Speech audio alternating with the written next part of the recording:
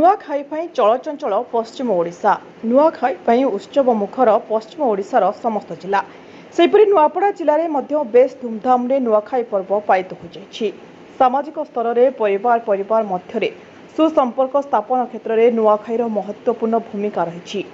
ଅତୀତର ରାଗ ରୋଷ ଅଭିମାନକୁ ଭୁଲି ଉଲ୍ଲାସର ସହ ସିନାପାଲି ସହର ଏବଂ ଅଞ୍ଚଳର ବିଭିନ୍ନ ଗ୍ରାମରେ ଗୋଟିଏ ବଂଶ ଓ ଗୋତ୍ରର ଶହ ଶହ ଲୋକ ଏକତ୍ରିତ ହୋଇ ଆନନ୍ଦ ଉଲ୍ଲାସ ସହ ଧୁମଧାମରେ ନୂଆଖାଇ ପର୍ବ ପାଳନ କରୁଥିବା ଦେଖିବାକୁ ମିଳିଛି।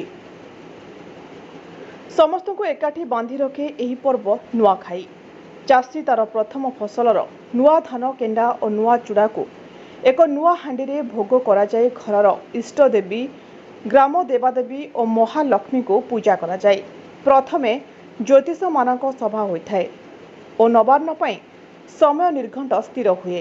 ଏହାପରେ ନୂଆଖାଇ ଆସିଲେ ଘରେ ଘରେ କୁଣିଆଙ୍କ ଭିଡ଼ ଦେଖିବାକୁ ମିଳେ। ଘର ଲିପା ପୋଛା କରି ସପରିବାର ନୂଆ ବସ୍ତ୍ର ପରିଧାନ କରିଥାନ୍ତି। ବିଭିନ୍ନ ପ୍ରକାର ପିଠାପଣା ସାଙ୍ଗକୁ ସ୍ୱତନ୍ତ୍ର ବ୍ୟଞ୍ଜନ ହୋଇଥାଏ।